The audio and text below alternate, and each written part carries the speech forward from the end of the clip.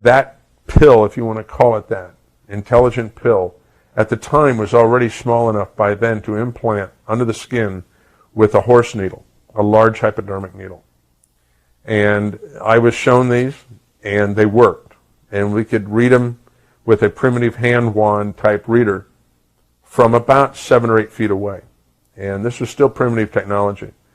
Excuse me. Now, at the time in the security industry, a lot of us had a lot of concerns about tracking and locating people that had been kidnapped, particularly what was going on in Europe at the time, where we were having NATO officers, even the Prime Minister of Italy, kidnapped. And these people were drained, or they were brutalized, or both. And one of the goals of the industry was to develop technology that would allow us to track these people or locate them quickly. Hopefully to save their lives, but on a secondary basis to keep them from being drained of sensitive information.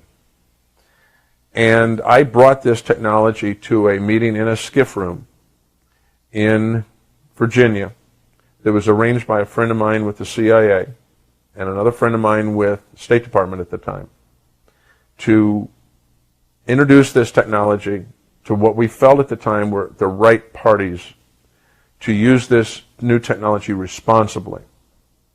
Now, I hadn't heard about the remnant or any other religious beliefs at the time that said that everybody was going to be implanted with some sort of marking system, a la the Beast or 666. I wasn't even aware of that stuff at the time. And I was taking this as a serious solution to a potentially problem that would not go away. And it was interesting, we met in this room, and because of the tight meetings we were involved with, certain people would not give you their full name or where they came from.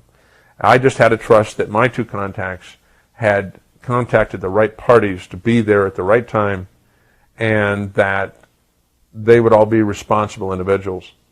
There was a mistake. After that meeting, I discovered that 2 of the people in the meeting had never been asked there, yet they knew about the meeting.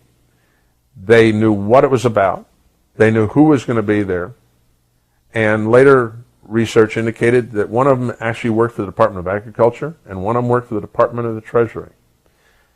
What prompted our looking at these 2 men was that the way they asked the questions they asked, the attitude behind them, even the body language, indicated that they had reasons for the use of this technology other than the one that was intended at the meeting. In fact, their largest concern was, how fast could we make a couple billion of them? And could we each give each one of those a unique identity number? Now, this particular pill-shaped device, very minute, had a lot of flexibility in its capabilities. It was basically just almost a transponder. You would send a frequency to it, and it would respond back with its unique number, which could not be changed once the chip was made. Yet there were a lot of capabilities that could be added to this chip, such as monitoring temperature, blood pressure, pulse, and even waveforms out of the brain. But that was for research down the road. What was amusing to me a few months ago on a website that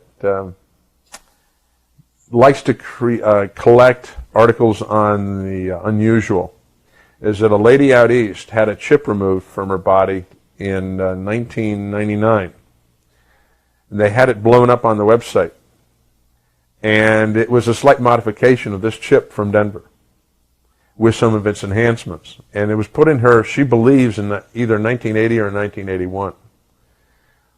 What was amusing about this was that this gentleman never had to worry about money again. And he quietly passed on a lot of this technology to somebody we never knew. And this concerned my contacts in Washington because it never went anywhere with them. Somebody else took it and ran with it, and we never knew who it was. Now, in 1984, I found another technology by just sniffing the web, sniffing the literature of our industry and a dozen other industries, and I found that there was a professor at the University of New South Wales, where I still have the files on, that had discovered a way to make a microscopic lithium niobate chip. And by accident, he had scratched it. And he had a RF transmitter there. And he had a receiver on by sheer chance. And he found that on a certain frequency, he could send an energy beam to the chip. And it would respond back with a number. He worked on that technology. And that technology, eventually, I found out about. We flew him into Denver to our company, Systems Group of Colorado, and we did a test. He had some primitive small chips he brought with him. They are totally passive and very small, a 32nd of an inch, and only a couple thousandths thick. And by etching them, you could again create a unique signature, unique to each one. And this one theoretically could, depending on the size of it and the size of the etching, could have a unique number in the billions and billions. In fact, the test we did was amusing in that we set up a transmitter and a receiver based on removing a air grill from our drop ceiling and plugging up our transceiver into that as our antenna. And we were able to read that thing glued to a little piece of cardboard from 100 feet away with a piece of grill out of a drop ceiling, which is a pretty primitive antenna. Because we didn't know what frequency it was dealing with, so we had to come up with some kind of instant generic antenna. We were so impressed with the capabilities of this. It would read through thin layers of material, like thin plywood. And we were so impressed that, again, I felt that this was a technology that truly had some value. Because we also discovered in some testing that the papers work he had with him, that if we had a microscopic coil antenna with this, that we could read this from a mile away.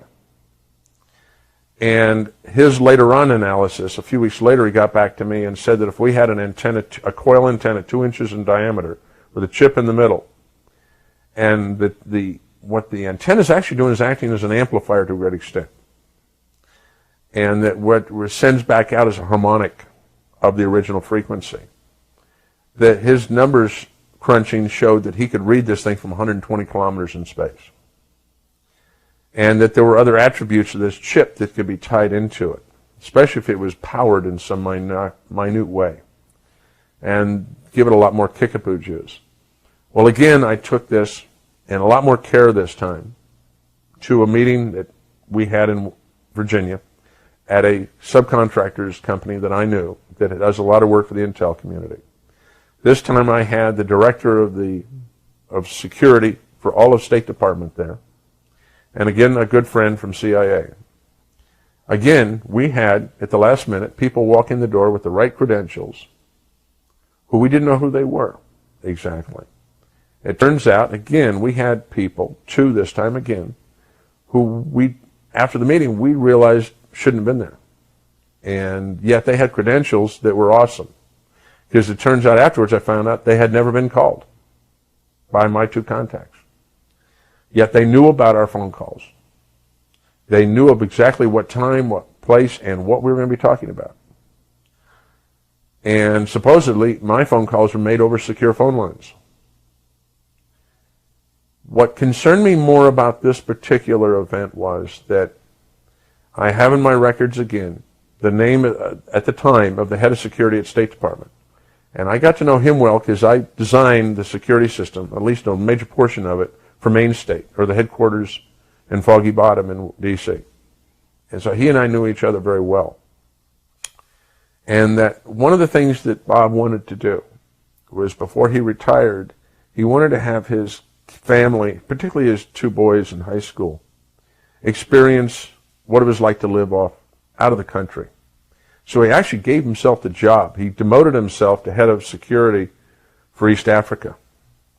And he and his family, shortly after this event, this meeting, moved to Kenya, to Nairobi. And he and I quietly kept in touch through our other contact in Washington. And kept probing who these two men were. We were having a devil of a time finding who they were, who they really were. Because what bothered me was that the professor all of a sudden got a giant grant The technology was transferred. He never had to work again the rest of his life. And a friend of mine in San Francisco, who I had quietly told about this technology, because he was involved with other aspects of national security and tracking people, he got a project to do a physical security system, access control, cameras, intrusion monitoring, everything, the works, for a little company in Silicon Valley.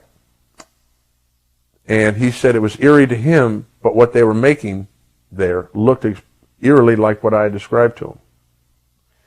He built the security system in this modern fab, building billions of these little chips. He wound up a year later being asked if he'd want to buy the security system back. They were shutting the factory down after they'd made billions and billions of these little chips. And it was a division of a rather major European electronics firm that had the plant. Which one? Siemens. And what concerned me was that they had built these chips, and who knows what happened to them. And they built them in the billions in volume, because they're so small that you can take a 6-inch wafer and make hundreds of thousands of them on a wafer. And they disappeared somewhere.